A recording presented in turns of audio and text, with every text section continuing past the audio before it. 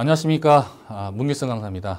자, 2024년 세법 개정안, 절세와 관련된 주요 세법 개정안이 바뀌었습니다. 이 부분에 대해서 우리가 알아볼 필요가 있겠죠. 왜냐? 왜 그럴까요? 세법 개정안을 알아야지 우리가 영업 전략을 많이 활용했던 것들 있잖아요. 이 부분들이 조금씩 바뀌니까 고객들은 또 반드시 질문한다는 이야기죠. 그 질문에서 우리가 또 답변을 해줘야 되잖아요. 그래서 그 부분도 있고요. 또 우리가 세법 개정안이 앞으로 이제 이렇게 바뀔 것 같습니다라고 우리가 뭐 릴렉스도 하잖아요. 이제 세금에 대한 민감하신 분들, 고객분들, 이런 분들에도 우리가 릴렉스 하면서도 이런 이야기, 저런 이야기 해볼 수가 있잖아요. 그래서 이런 부분들은 우리가 좀 알아볼 필요가 있고, 여러분들이 영업 전략에 도움이 되는 부분에서 지금부터 설명을 드리겠습니다. 자, 통합고용세액공제가 이제 개편이 됩니다. 그래서 지금 금액이 좀 늘었습니다만은 지금 보시게 되면 과거에는 3년 동안 이렇게 주는 거였지만 지금 개정안에는 1년 주고 이 사람을 계속 고용할 경우에 1년 추가 공제 해주겠다는 겁니다. 그래서 금액은 조금 더 만약에 2년 다 받았다 그러면 금액은 조금 늘긴 늡니다만 많이 는 거 아니에요. 왜? 과거는 3년간 줬기 때문에. 자, 이런 부분이고, 두 번째, 계속 고용과 탄력 고용을 나눠놨습니다. 이게 무슨 말이냐? 과거에는 뭐 일을 하다 그만두는 경우가 많잖아요. 그러면 계산식이 굉장히 복잡해졌어요. 그 계산식이 복잡해지다 보니까 결국은 청구해봐야 이거 잘못돼서 추징당합니다. 그러니까 이제 안 하고 있다가 나중에 경정 청구를 통해서 이렇게 환급을 받아요. 그럼 확실하니까. 가산세도 안 내도 되잖아요. 자, 이런 불합리한 부분들이 있다 보니까 개정안에는 계속 고용, 즉 정규직 계속 가는 분들에 대해서는 명확하게 간단하게 가고 탄력 고용, 기간제로 하는 거에 대해서는 또 별도로 계산하겠다. 그래서 아주 계산이 심플해졌습니다. 자, 이 부분은 정말 중요한 부분인데요. 앞으로는 이 세액공제, 경정청구 제도에 대해서 청구 대상이 1번, 2번에 3번을 추가하겠다.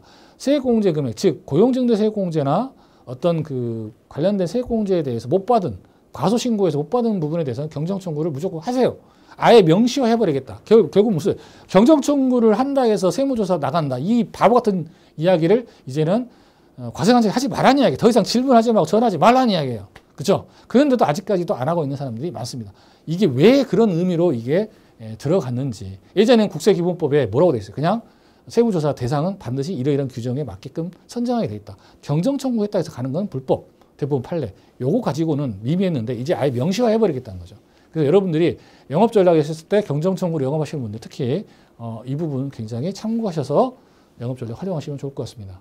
자, 그다음에 이제 금융투자소득세가 이제 폐지되는 부분이 개정안에 들어가 있고요. 이게 이제 개정안이기 때문에 금융투자소득세 폐지가 확정이 될지 안 할지는 저도 모르겠습니다. 하지만 일단 개정안에 들어가 있고, 자, 종합자산관리자 ISA가 비과세가 한도가 늘어났습니다. 납입 한도도 늘어났습니다. 2배씩 늘어났습니다.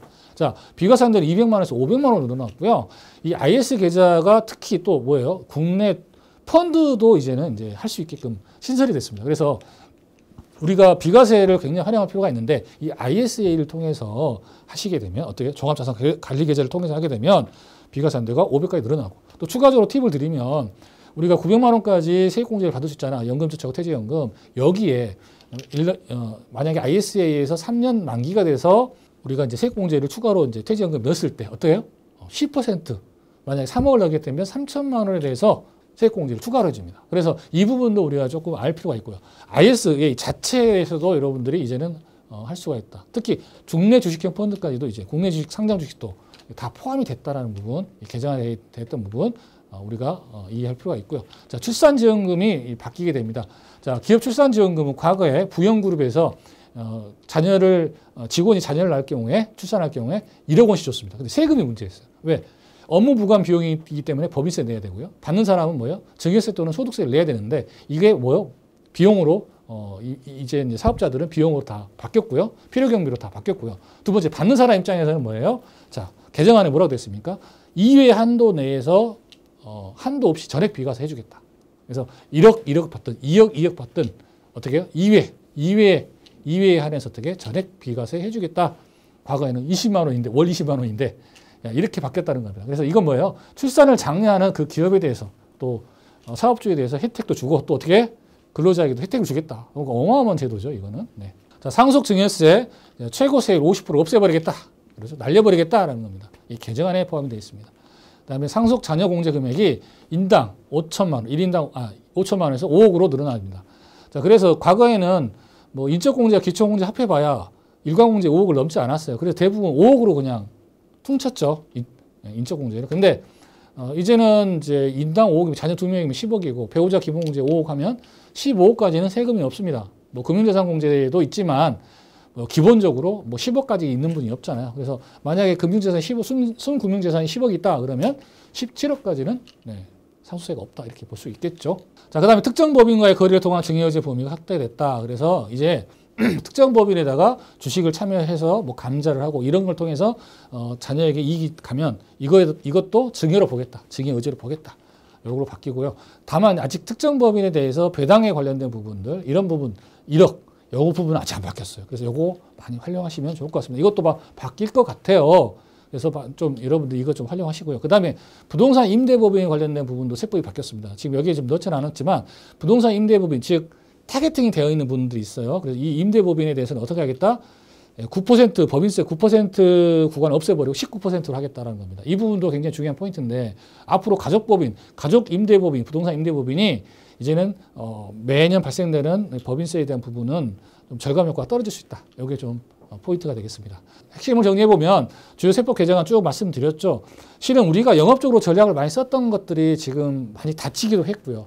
또 확대되는 부분도 있습니다만 그거는 일반 민생, 경제 또 일반 우리들을 통한 어떤 세법 개정안이고요. 기업에 대해서 세액공제는 말 그대로 고용을 많이 해라. 이런 부분들은 많이 해주고요. 어떤 밸류업 이런 쪽은 많이 해주는데 어떻습니까? 증여를 많이 통해서 뭐 자본거래라든가 이런 특정 범위 이런 것들을 통해서 뭔가 탈루를 하려는 조짐이 보인다. 이런 부분들은 다 계속 막아버린다는 얘기죠. 그래서 여러분들이 클로징 할 때 세법은 이렇게 바뀌고 어떻게 이제 없어집니다. 할 수가 없다. 지금 하자. 클로징 전략을 여러분들이 사용하시면 굉장히 도움이 될 것 같습니다. 감사합니다.